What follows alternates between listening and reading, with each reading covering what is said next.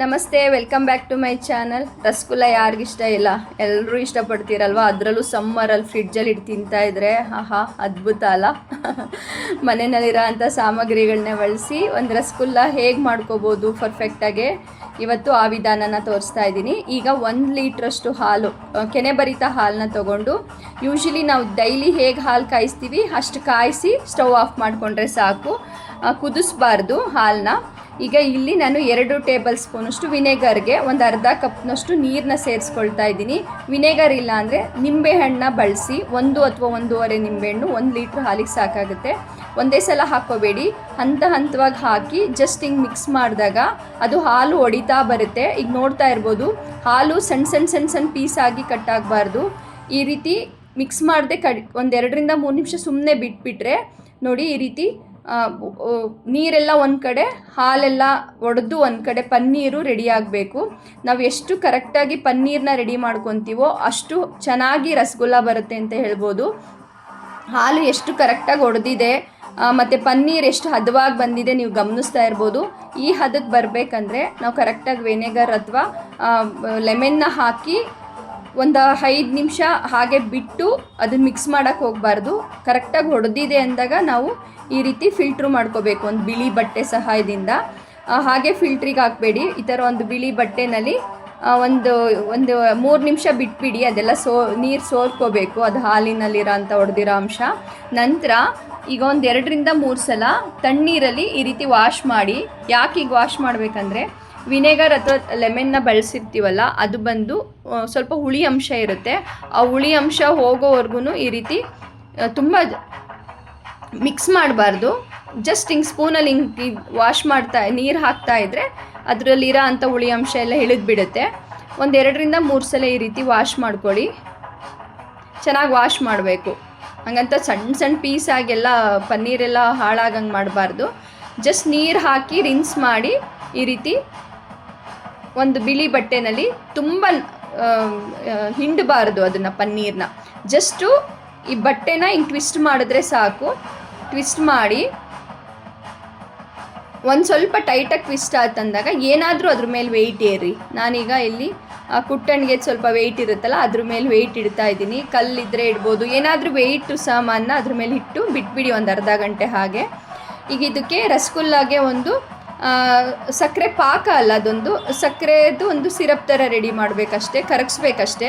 ಇಲ್ಲಿ 1 ಕಪ್ನಷ್ಟು ಸಕ್ಕರೆ ತೊಗೊಳ್ತಾ ಇದ್ದೀನಿ. 1 ಲೀಟ್ರ್ ಹಾಲಿಗೆ ಒಂದು 2-2.5 ಕಪ್ನಷ್ಟು ನೀರನ್ನ ಸೇರಿಸ್ಕೊಳ್ತಾ ಇದ್ದೀನಿ.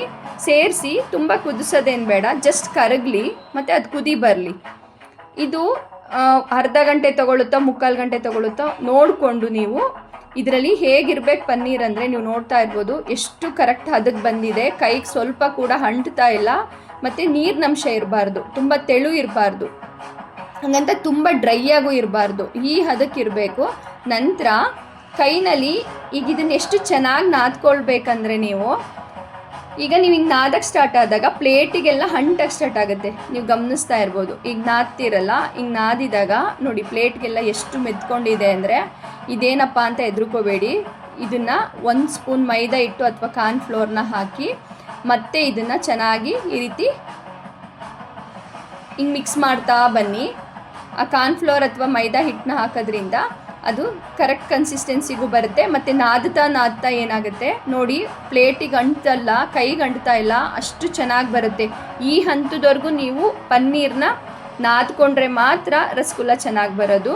ನಂತರ ನಿಮ್ಗೆ ಯಾವ ಶೇಪಿಗೆ ಬೇಕೋ ಆ ಶೇಪಿಗೆ, ರೌಂಡ್ ಬೇಕಾ, ಫ್ಲ್ಯಾಟ್ ಬೇಕಾ, ಇಲ್ಲ ಓಯಲ್ ಶೇಪ್ ಬೇಕಾ, ಯಾವ ಶೇಪಿಗೆ ಬೇಕೋ ಆ ಶೇಪಿಗೆ ನೀವು ರೆಡಿ ಮಾಡ್ಕೋಬೇಕು. ನೀವು ನೋಡ್ತಾ ಇರ್ಬೋದು, ನಾವು ತಗೊಂಡಾಗ ಕೂಡ ಕೈಗೆ ಅಂಟ್ತಾ ಇಲ್ಲ, ಅಷ್ಟು ಚೆನ್ನಾಗಿ ಅದರಲ್ಲಿ ಬೆಣ್ಣೆ ಅಂಶ ಬಿಟ್ಟಿರುತ್ತೆ. ಹಾಗೆ ನಾದ್ಕೋಬೇಕು. ನಂತರ ನಾವು ಸಕ್ಕರೆದೇನು ಕುದಿಸೋಕೆ ಇಟ್ಟಿದ್ವಲ್ಲ, ಅದು ಬಂದು ಈ ಥರ ಚೆನ್ನಾಗಿ ಹೈ ಫ್ಲೇಮಲ್ಲಿ ಕುದೀತಾ ಇರಬೇಕು. ಆ ಟೈಮಲ್ಲಿ ನಾವು ಒಂದೊಂದೇ ರಸಗುಲ್ಲನ ಅದರೊಳಗಡೆ ಹಾಕ್ತಾ ಬರಬೇಕು. ಸಕ್ಕರೆ ಪಾಕ ಬರಬಾರ್ದು, ಜಸ್ಟ್ ಕರಗಿಸ್ಬೇಕು. ಹಿಂಗೆ ಕುದಿ ಬಂದ ತಕ್ಷಣ ಇದನ್ನು ಒಂದೊಂದೇ ಈ ರೀತಿ ಅದರೊಳಗಡೆ ಹಾಕ್ತಾ ಬರಬೇಕು.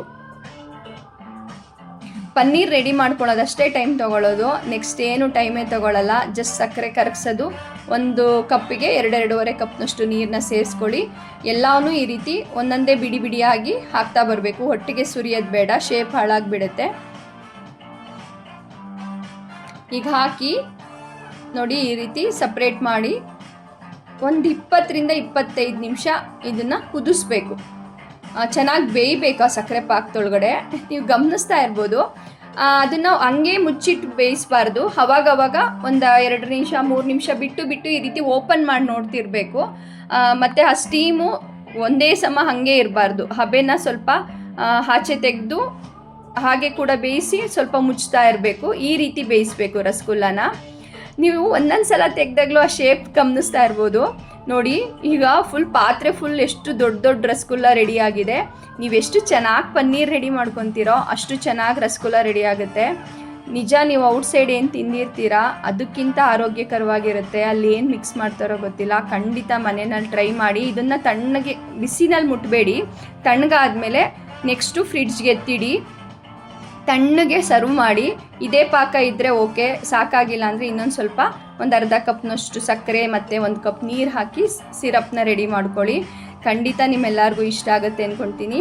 ನಮ್ಮ ಚಾನಲ್ ಸಬ್ಸ್ಕ್ರೈಬ್ ಮಾಡಿ, ಹೈಪ್ ಮಾಡಿ, ಲೈಕ್ ಮಾಡಿ. ಮತ್ತೆ ಸಿಗುವ ನೆಕ್ಸ್ಟ್ ಬಾಯ್. ರೆಸಿಪಿ ಹೇಗೆ ಅನಿಸ್ತು ಕಾಮೆಂಟ್ ಸೆಕ್ಷನಲ್ಲಿ ತಿಳಿಸಿ.